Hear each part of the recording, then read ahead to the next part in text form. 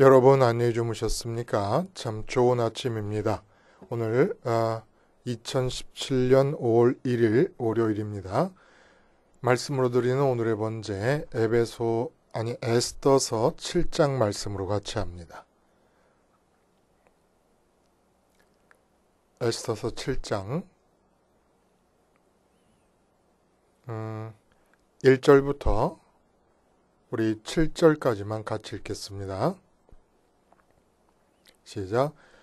왕이 하만과 함께 또 왕후 에스더의 잔치에 가니라.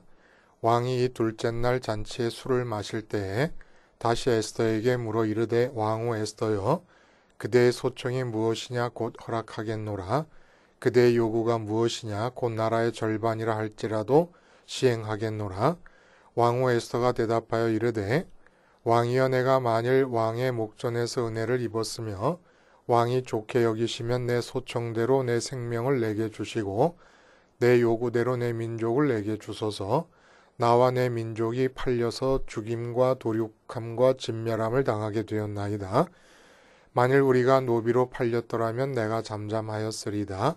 그래도 대적이 왕의 손해를 보충하지 못하였으리다 하니 아하수에로 왕이 왕후 에스더에게 말하여 이르되 감히 이런 일을 심중에 품은 자가 누구며 그가 어디 있느냐 하니 에스더가 이르되 대적과 원수는 이 악한 하만이이다 하니 하만이 왕과 왕후 앞에서 두려워하거늘 왕이 노아 일어나서 잔치 자리를 떠나 왕궁 후원으로 들어가니라.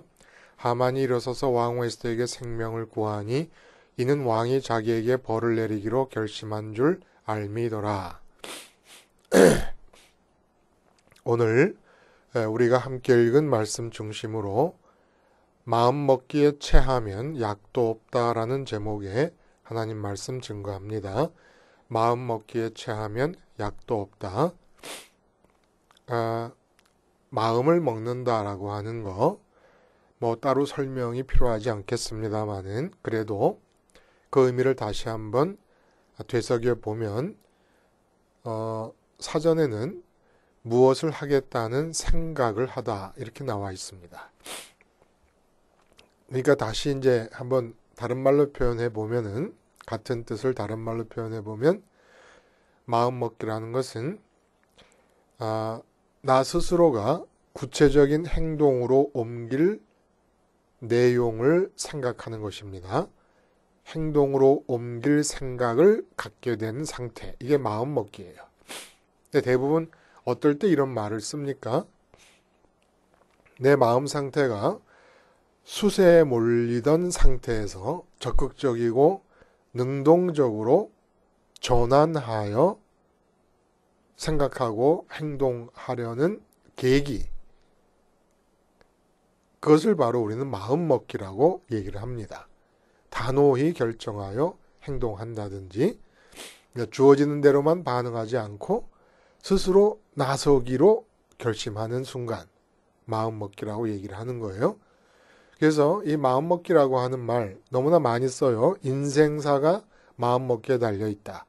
모든 일이 마음 먹기에 달려있다. 이채라고 하는 시인이 쓴 시가 제목이 삶이란 마음 먹기에 달렸습니다 라는 거예요. 제목이 길어요. 삶이란 마음 먹기에 달렸습니다.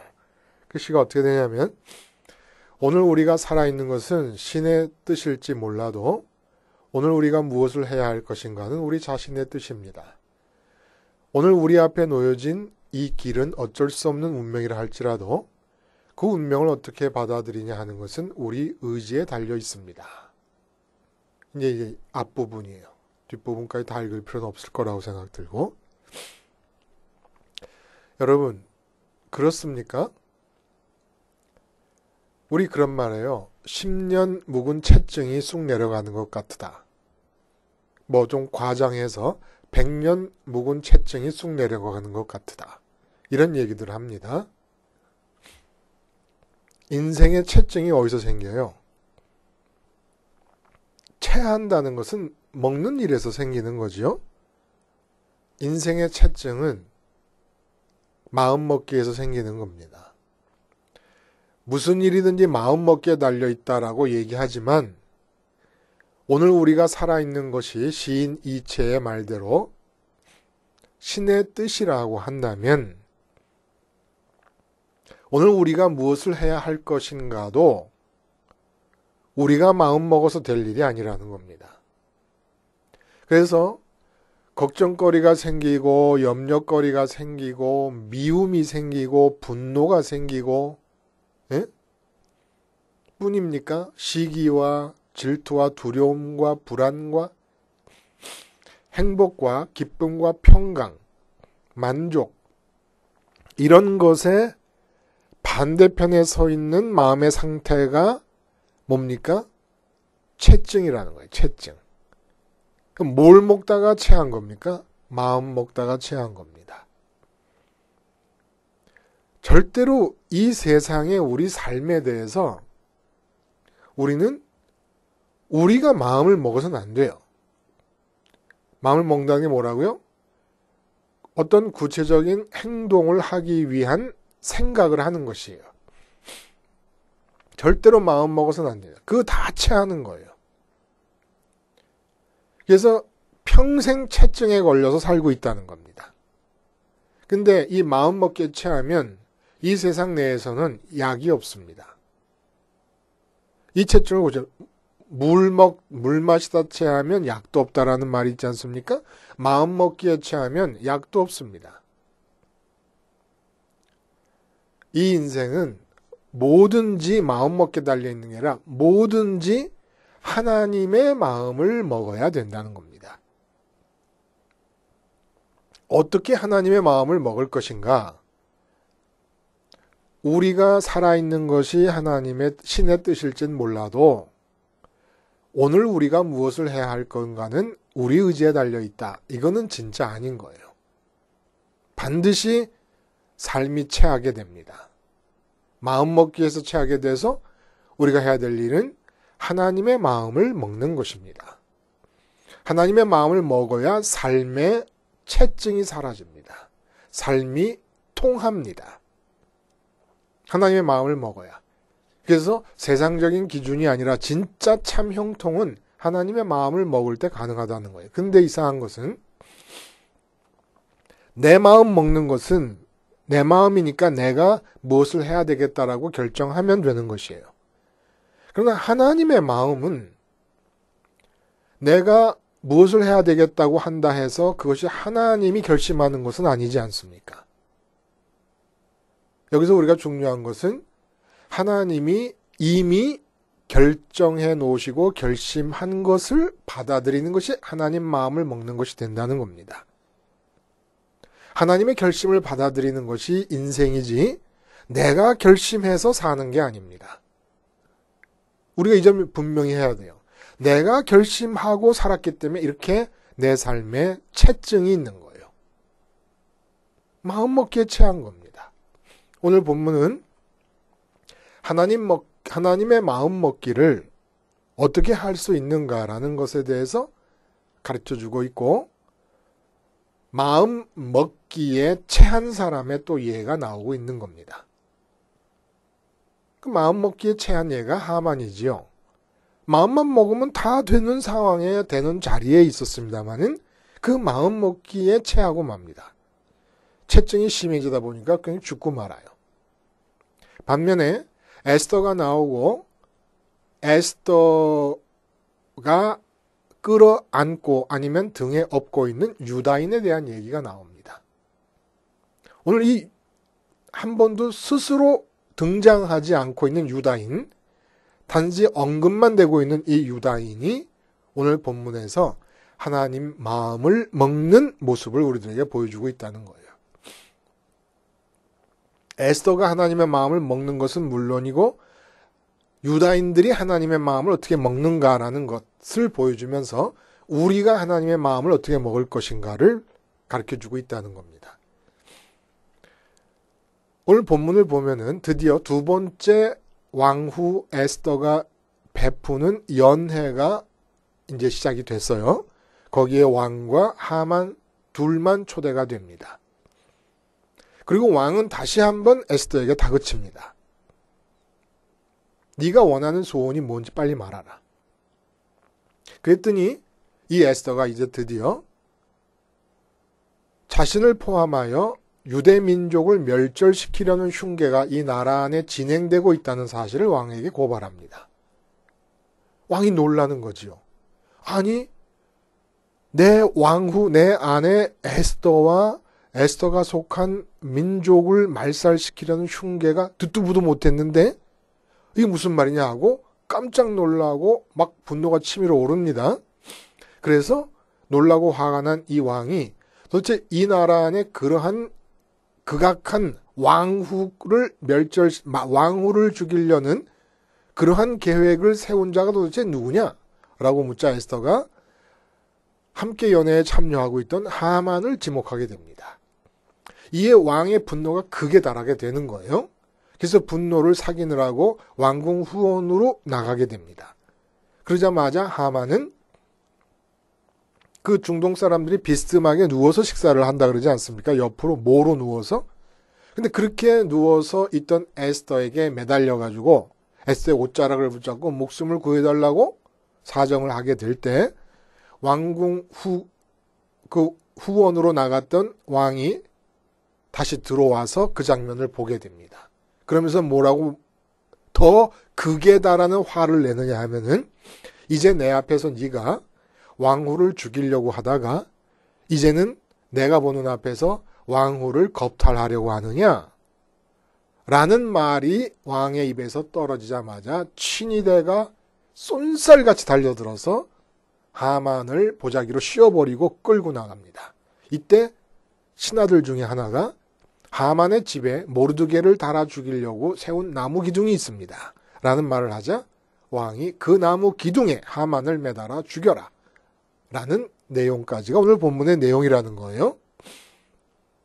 자, 여기서 에스더를 통해서 유다인을 구원하시는 하나님의 경륜 속에서 하나님 마음을 어떻게 먹을 수 있는가를 우리들에게 제시해 주시고 계신다는 겁니다. 유다인의 입장에 한번 가봐요.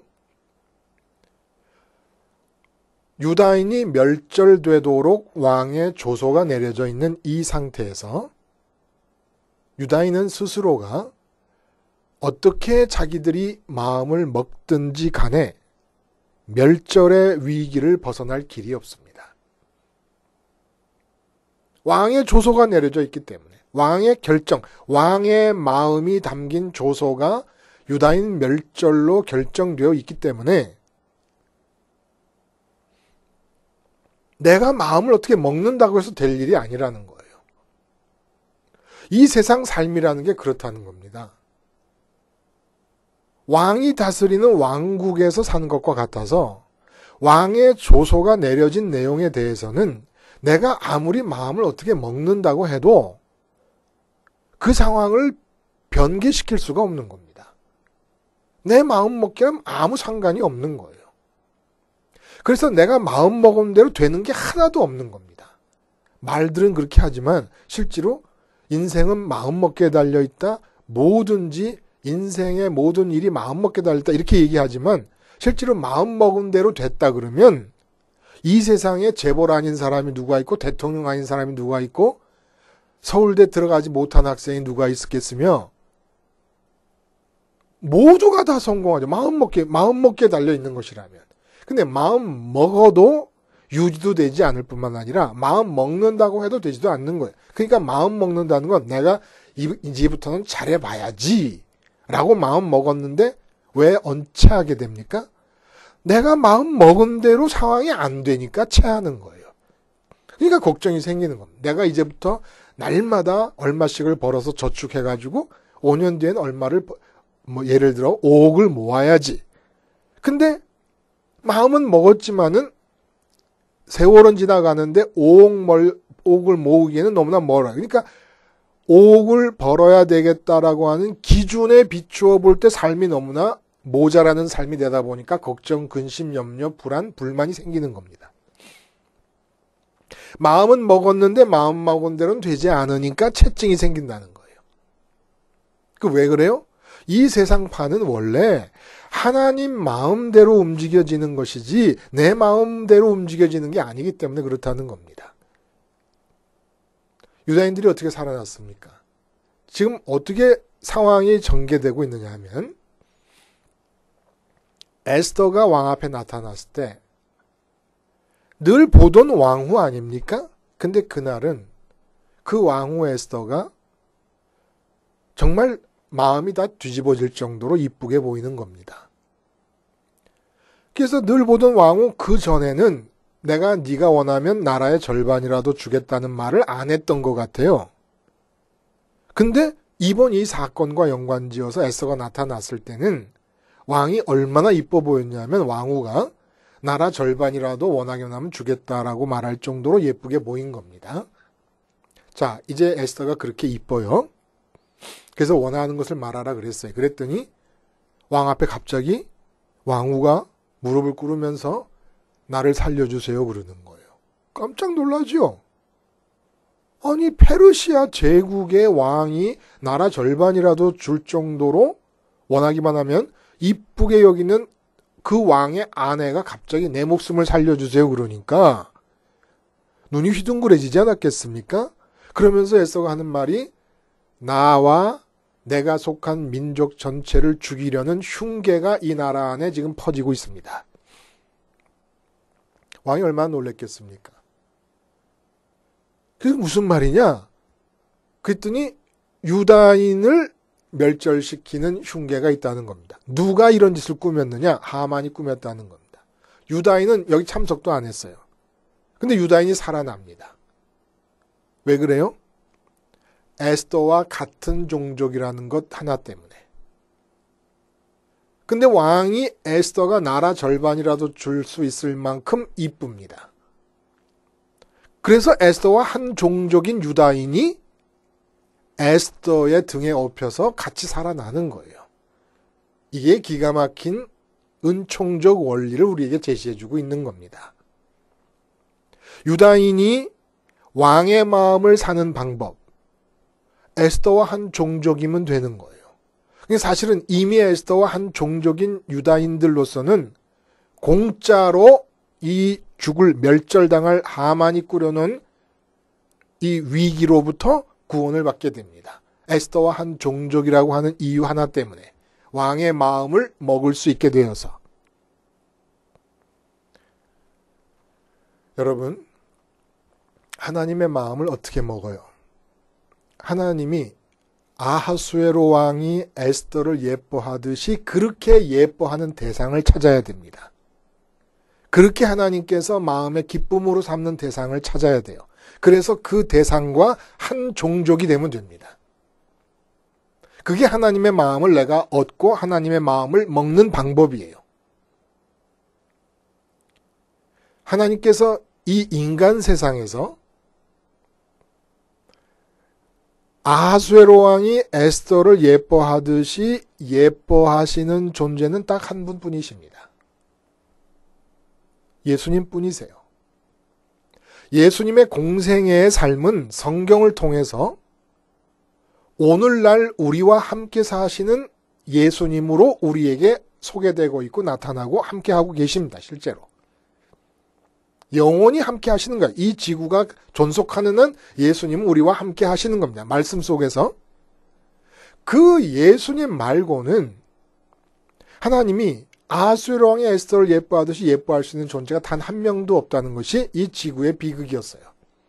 그러니까 예수님이 이 땅에 오시기 전에는 하나님께서 에스더를 이뻐하는 아하수에로 왕의 마음으로 예뻐하실 수 있는 사람이 단 한 사람도 없었다.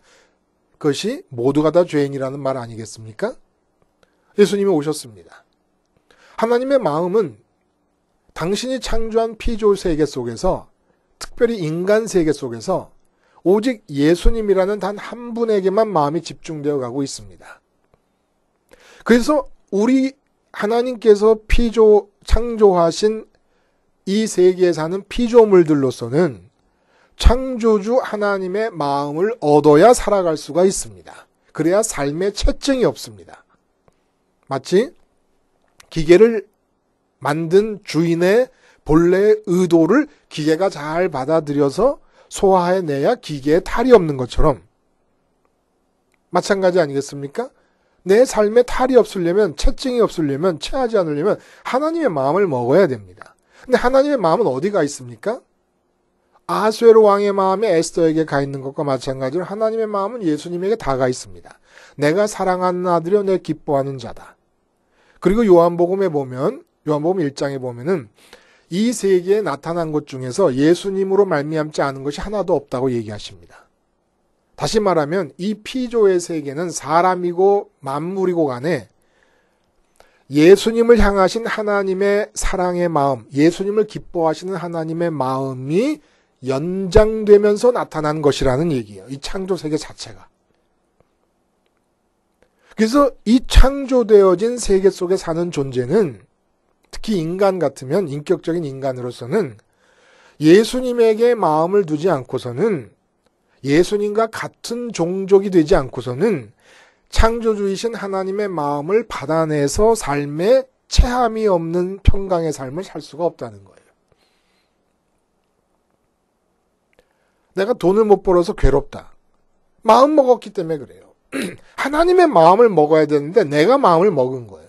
돈 많이 벌어서 잘 살아야지. 이 마음을 먹는 바람에 돈이 없으면 불행인 줄 아는 겁니다. 내 자식이 서울대학 들어가도록 이제부터 교육을 시켜야 되겠다. 근데 전체 20만, 30만 되는 학생 중에 서울대학 들어가는 학생이 몇 명 됩니까? 그러니까 그 채증이 생기는 거예요. 내가 마음은 먹었어요. 내 자식은 나는 못해도 내 자식은 인류대학을 보내야지. 그 마음을 먹은 것 때문에 인류대학과 거리가 멀어지는 자식을 보면 괴롭고 힘들고 너 죽고 나 죽고 하는 겁니다. 이게 채증이 생기는 거죠.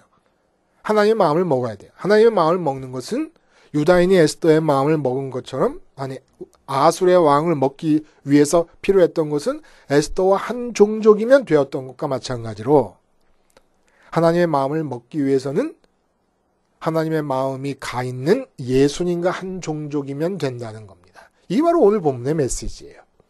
그럼 어떻게 예수님과 한 종족이 되겠습니까? 예수님이 요한복음에 그렇게 얘기해요. 세상이 저들을 미워할 것입니다. 내 제자들을. 왜? 내가 세상에 속하지 아니한 것 같이 저들도 세상에 속하지 아니었기 때문입니다. 그러면서 예수님이 17장에서 뭐라고 얘기하십니까? 아버지 앞에서 내가 갖는 기쁨이 저들에게도 충만하게 해주시옵소서. 결국 종족의 차이를 얘기해 주는 것이 무엇이냐? 종족의 차이를 결정짓는 유전자가 뭡니까? 기쁨의 이유라는 거예요. 기쁨의 이유. 예수님의 기쁨은 하늘에 계신 하나님 아버지뿐입니다. 근데 예수님의 이름을 부르는 자가 돈 벌어서 기쁘겠다 그러면 지금 종족이 다른 거예요. 종족이. 그러니까 하나님의 마음을 얻을 수가 없습니다. 예수님께 와 있는 하나님의 마음을.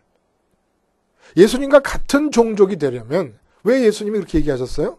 내가 세상에 속하지 아니한 것 같이 저들도 세상에 속하지 아니했다.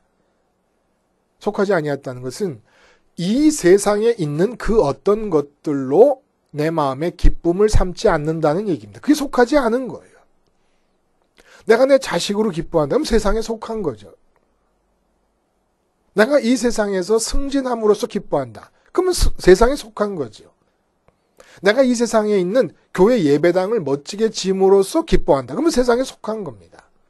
이 세상에 있는 목회의 숫자가 늘어나는 걸 통해서 기뻐한다. 그 세상에 속하는 겁니다.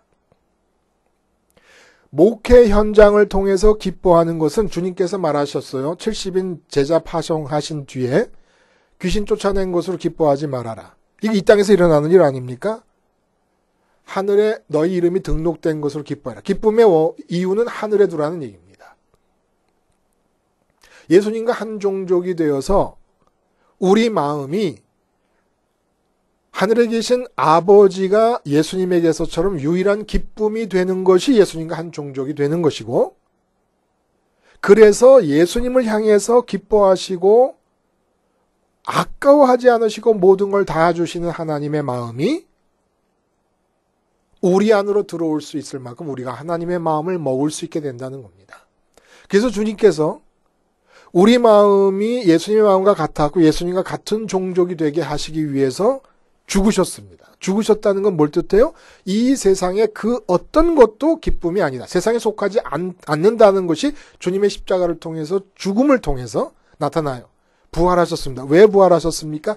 이제는 이 땅이 아니라 하늘에 계신 하나님만을 기쁨으로 인정하는 사람이 되었다. 라는 게 부활입니다. 그리고 주님께서 승천하셨습니다. 그렇게 인정하는 신앙 고백이 있는 자들에게 마음이 하늘로 끌려 올라가서 하나님으로 예수님처럼 하나님으로 기뻐하는 일이 실제 일어나게 해주시겠다는 것이 승천입니다. 그래서 십자가를 생활화함을 통하여 예수님과 한 종족이 됨으로써 내가 마음 먹고 살던 세상을 하나님 마음을 먹으면서 사는 세상으로 뒤바꿔버리는 겁니다. 이것이 구원이고 이것이 십자가 생활화의 목표지요. 십자가 생활의 목표가 뭐예요? 예수님과 한 종족 되기. 왜 예수님과 한 종족이 되려고 하는 겁니까? 내 마음 먹고 체하는 삶을 끝내고 하나님 마음을 먹어서 하나님의 뜻대로 이루어지는 형통한 삶을 살기 위해서 우리는 십자가 생활화를 하는 겁니다. 내 마음 먹기에 체하면 약도 없습니다. 내 마음 먹기 자체를 중단해야 됩니다. 기도하시겠습니다. 하나님 아버지, 십자가를 생활화함으로써 예수님과 한 종족이 되게 하시고 그럼으로써 유다인이 에스더와 한 종족이어서 받은 구원의 은총을 날마다 받고 경험하게 하여 주시옵소서. 예수님의 이름으로 기도하옵나이다. 아멘.